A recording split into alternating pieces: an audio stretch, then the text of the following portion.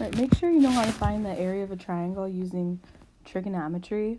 So the formula is 1/2 BC sine of A, where in a triangle, B and C make up the angle A.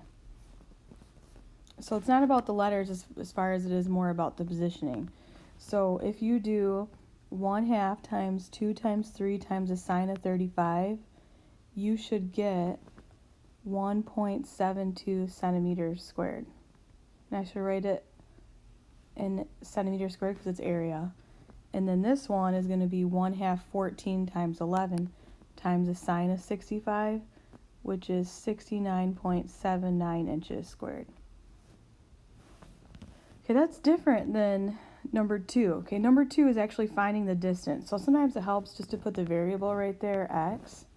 So first what I want to do is, can I do SOHCAHTOA? I can't just set up a ratio for SOHCAHTOA and do like opposite over adjacent because this is not a right triangle.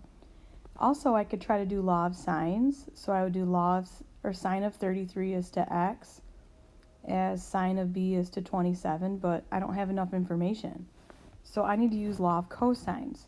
So since this angle is opposite this side, it's going to be x squared equals 21 squared plus 27 squared minus 2 times 21 times 27 cosine of 33. So when you solve for x, you're taking the square root of both sides. So this is approximately 14.8 yards. Okay, number 3, make sure you can find the trig ratios. So remember, you have SOHCAHTOA, but if you want to do one of the special ones like cotangent, cosecant, or secant, remember that the sine is the same thing, or the cosecant of theta is the same thing as 1 over sine of theta. So what you're going to do is you're going to take the reciprocal, you're going to flip over the sine. Cosine goes with secant. So to find the secant, you're going to flip over the cosine. And to find the cotangent of theta, you're going to flip over the tangent. When you're trying to find the angle measure, you can use any one of the ratios. Because if I do tangent, I could write this as the tangent of A equals opposite over adjacent. So it's going to be 5/12. So if you're trying to find the tangent, what you're going to do is or if you're trying to find the angle, you're going to have to put in tangent inverse of 5/12 in your calculator. So in that case, you get 22.62. So this is 22.62 degrees, around the nearest hundredth. So then I'm going to have to I would just do that all three of these have to add up to 180. So I would do 180 minus 22.62 minus 90, and you get 67.38 degrees. So again, you could use any ratio. I could have started with A and did the cosine inverse of 12/13, or I could have done the sine inverse of 5/13. Okay, number 4, find the measure of angle A. So I can't use SOHCAHTOA because it's not a right triangle. If I use law of sines, I have nothing to go on, and I have no angles. So what I'm going to do is law of cosines. So law of cosines is going to be, if I'm trying to find this angle, the 10 has to be opposite of the angle A. So it's going to be 10 squared equals 17 squared plus 11 squared minus 2 times 11 times 17 times the cosine of A. So a common mistake is to put all of this in your calculator right here, but this part is stuck with cosine. So I'm going to do that in a couple of steps here. So it's going to be 10 squared, which is 100, equals 289 plus 121, which is 410, minus 2 times 11 times 17, which is 374, times the cosine of A. Okay, then I'm going to subtract 410. So I get negative 310 equals negative 374 cosine of A. Then divide both sides by negative 374. These two would cancel out. So you have cosine of A equals this ratio. So whenever you have a cosine, sine, tangent of an angle equals a number, you just do the inverse. So I'm going to do cosine inverse of negative 310 divided by negative 374. And I get about 34 degrees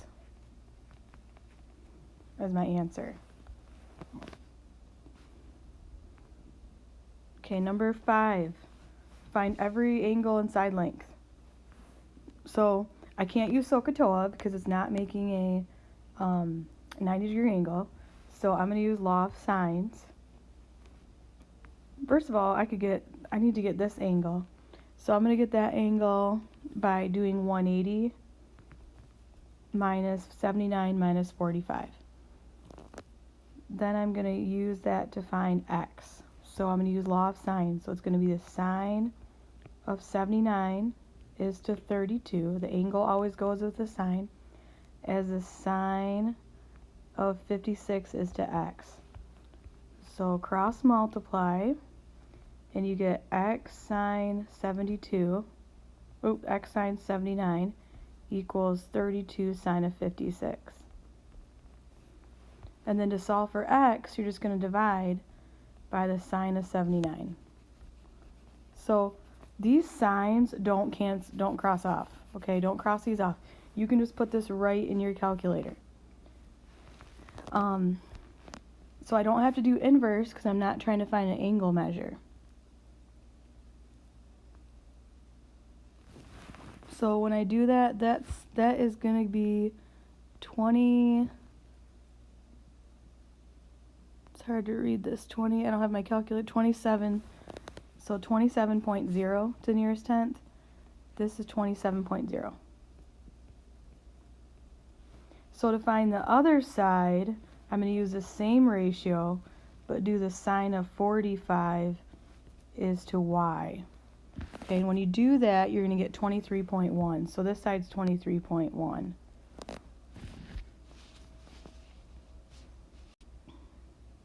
Okay, and 6 and 7 are similar.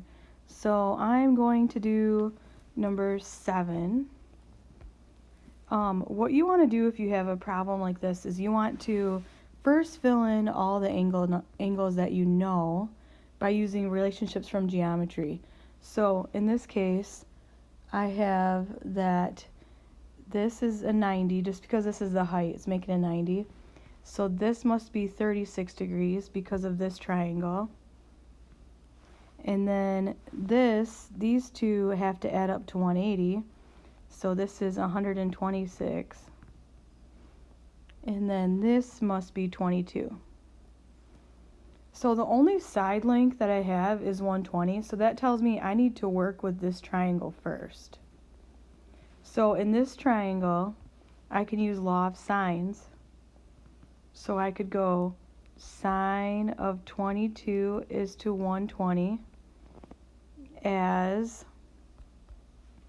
sine of 32 is to A.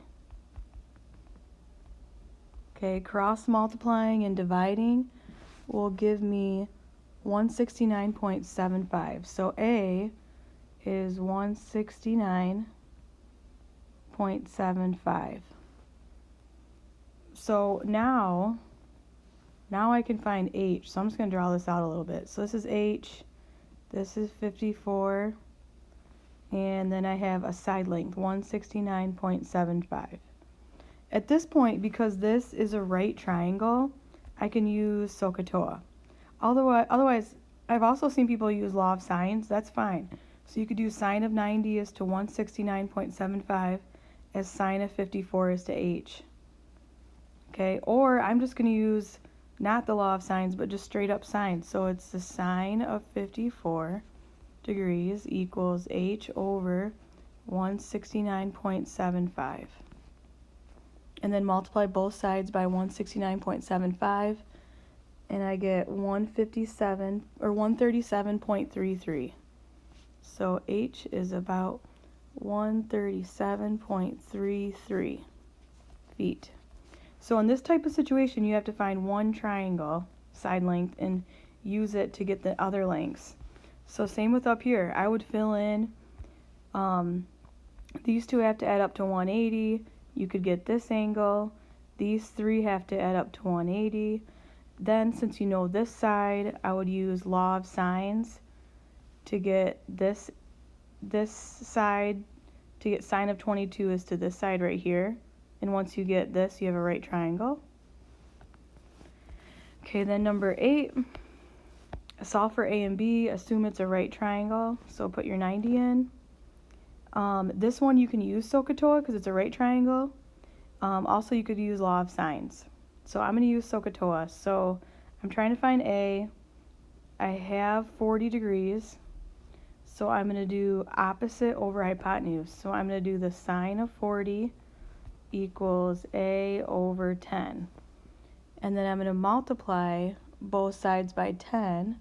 And I get 6.43. So A is about 6.43. And I'm going to do the same thing with the B. So it's going to be cosine of 40 equals B over 10. So that is about 7.66 when you do it on your calculator. Okay, number 9, a triangle, a right triangle. So right triangle has legs of 6 and 7. Find the third side and each angle measure. Round your round to the nearest tenth for the third side. So I'm going to use the Pythagorean theorem. So it's going to be 6 squared plus 7 squared equals c squared for this one. So this is going to be about 9.2. And then I'm going to find to nearest degree each angle. So I'll let this be x. So to find x, I'm just going to use, I don't really want to use this because I rounded it. So I'm going to use opposite over adjacent. So I'm going to use the tangent of x equals opposite, which is 6 over adjacent. So that means I got to use inverse tangent. So inverse tangent is going to give me 6/7. So that's about 41 degrees. Now using that all three triangles add up to 180, this is going to be 49 degrees.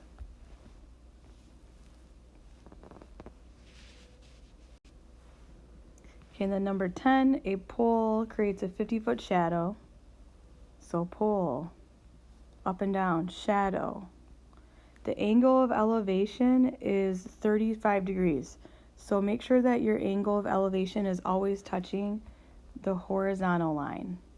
What is the height of the pole? So I'll put this be x. So I'm going to use tangent. So it's going to be the tangent of 35 equals x over 50. And then you just have to multiply both sides by 50 to nearest foot. So that is about 35 feet. And then number 11, a hot air balloon has an angle of depression of 18 degrees. So 18 needs to go touch a horizontal line.